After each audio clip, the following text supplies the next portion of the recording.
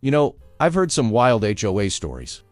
The meticulously measured lawn heights, the approved shades of beige, the sheer, unadulterated tyranny of self-appointed suburban monarchs. But never, not in a million years, did I imagine my quiet little corner of suburban paradise would become the front line in a war over a garden gnome. My name is Alex Miller, and I live in Willow Creek Estates. It's one of those places that looks perfect on paper. Manicured lawns, a community pool, quiet streets. For years, the HOA here had been a fairly benign presence, mostly handling the pool maintenance and making sure nobody painted their house neon pink. It was peaceful, almost boring. And then Bartholomew arrived. Bartholomew wasn't just any garden gnome. He was a gift from my Aunt Carol, a stout, cheerful fellow with a bright red hat, a bushy white beard, and a tiny fishing rod. He seemed to embody everything good about a relaxed backyard. I placed him with care among my petunias, a small, personal touch in my front garden. He was harmless, charming even, a little splash of whimsy in a sea of beige. For a few days, all was quiet. The sun shone, the birds sang, and Bartholomew stood sentinel. Then the letter arrived. It was crisp, official, and smelled faintly of lavender and condescension. From the desk of Karen Blackwell, HOA president. It cited Bylaw 17.3, a previously unheard-of clause about undue whimsy and unapproved yard ornamentation. It demanded Bartholomew's immediate removal, stating he detracted from the cohesive aesthetic of Willow Creek Estates. Undue whimsy. I reread it, then laughed. Karen Blackwell, a woman whose own hair was styled like a startled hedgehog, spiky, defensive, and utterly unapproachable, was lecturing me on aesthetics. Her smile, I swear, was plastered on a cheap veneer over a house of cards. My laughter died in my throat the next afternoon when Karen herself materialized on my doorstep. She was flanked by Doug Peterson, her sycophantic right-hand man, whose personality was like an unskippable ad, pervasive and increasingly irritating. Doug nodded along to every word Karen uttered, a human bobblehead. "Mr. Ms. Miller," Karen began, her voice dripping with an authority she clearly believed was divine. "I trust you received our official notice regarding the ... item. In your front garden." She gestured vaguely towards Bartholomew, as if he might spontaneously come. "You mean Bartholomew?" I asked, trying to keep my voice even. "My garden gnome." "This isn't a fairy tale, Mr./Ms. Miller," she declared, puffing out her chest. "This is Willow Creek Estates, and we have standards that Bartholomew, as you call him, clearly violates. We cannot have residents introducing visual distractions that might, well, undermine property values." I tried to reason with her. "He's a foot tall, Karen. He's made of resin. How exactly is he going to crash the housing market?" She narrowed her eyes, her perfectly sculpted eyebrows, like tiny, angry caterpillars planning world domination, twitching. "It's about precedent, Mr./Ms. Miller. One gnome today, a flock of flamingos tomorrow. Where does it end?" I tried to explain that personal expression was part of living in a home, not a hotel. But Karen was unyielding. Doug just kept nodding. It was like talking to a brick wall. If the brick wall had a perm and an inflated sense of remove it by end of day, or face escalating fines, she chirped, turning on her heel and marching away, Doug scurrying behind her like a loyal squire. I stood there for a moment, simmering. This wasn't about a gnome. This was about control. This was about Karen's need to assert her power over every blade of grass, every potted plant, every ounce of joy in Willow Creek Estates. And in that moment, something shifted in me. My defiance, which had often been like a faulty dimmer switch, sometimes on, sometimes off, always unpredictable, flickered. This time, it was definitely on. The next morning, Bartholomew wasn't alone.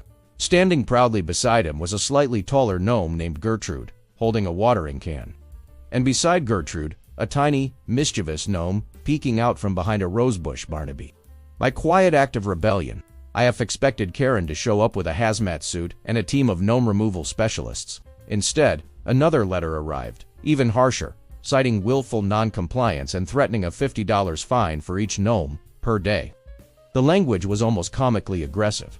But something else happened. As I watered my petunias, I noticed Mrs. Chun from across the street give a subtle thumbs up. Mr. Henderson, an elderly man who gardened with the passionate intensity of someone trying to right a cosmic wrong, gave me a small, knowing smile from his porch.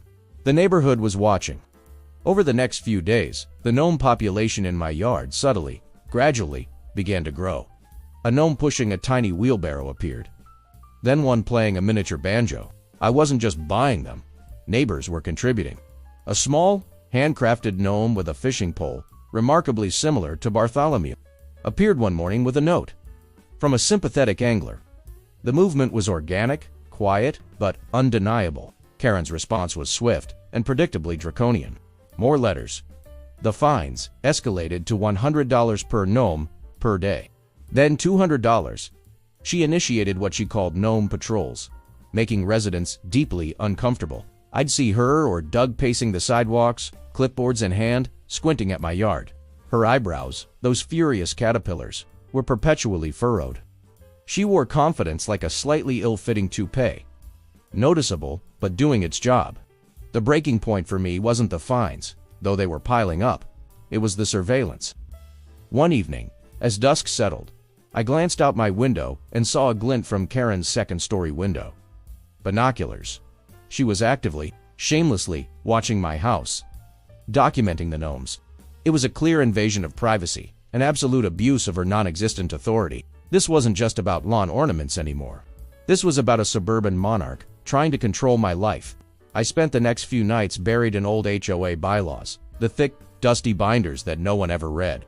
I ordered copies of every single amendment, every vague resolution. It was tedious work, but as I read, a pattern emerged. Karen and Doug had quietly passed a series of amendments over the past 2 years, subtly increasing the board's power, vague enough to be interpreted broadly, specific enough to be weaponized. But I also found something else, a small clause, buried deep in the original covenants, about maintaining community aesthetics through collaborative resident input. And another, a more recent amendment, requiring a supermajority vote for any significant changes to exterior property guidelines, which Karen had conveniently ignored when pushing through her Undue Whimsy rule. More importantly, I found a clear guideline, Section 3.4.c, stating no board member or representative shall engage in overt or covert surveillance of a resident's private property without prior written consent of the homeowner or a court order. Bingo. Armed with this, I started reaching out. I talked to Mrs. Chun, who'd had her rosebush pruned to an inch of its life because Karen deemed it overgrown.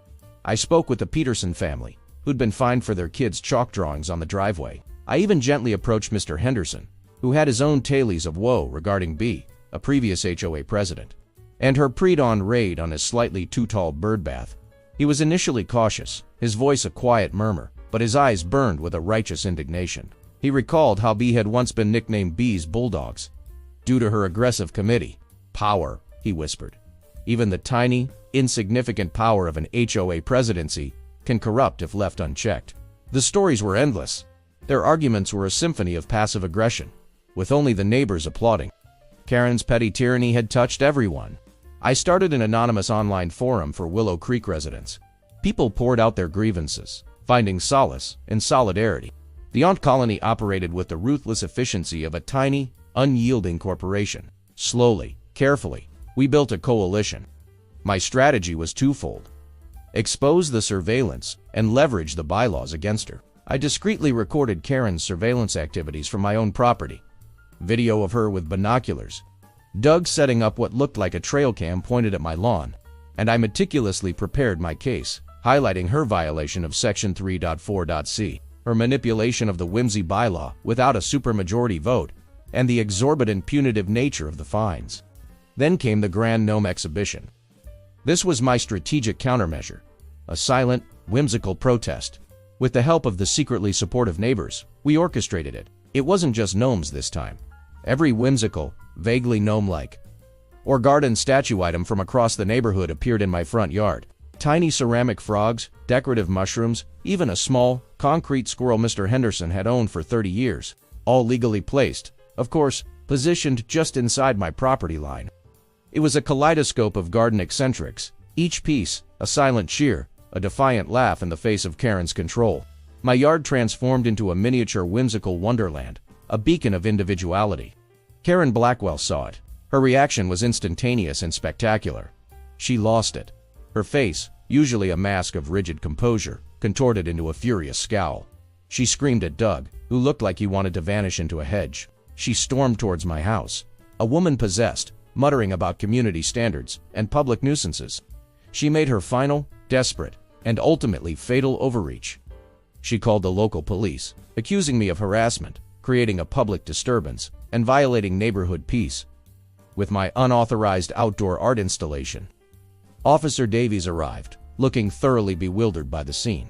My yard, an explosion of delightful garden art. Karen, red-faced and gesticulating wildly. Doug, pale and trying to look inconspicuous.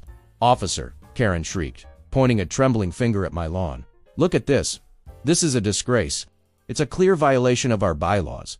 I demand these things be removed immediately." I calmly stepped forward, holding my binder. "Officer Davies, with all due respect, these are legally purchased garden ornaments. On my private property, Ms. Blackwell here has been harassing me for weeks, issuing baseless fines, and even conducting illegal surveillance on my home." I showed him the video clips of Karen with her binoculars and pointed to the bylaws, specifically Section 3.4.c. Officer Davies took a long, slow breath. He looked at the gnomes, he looked at Karen, he looked at Doug, who was now actively attempting to merge with a rosebush.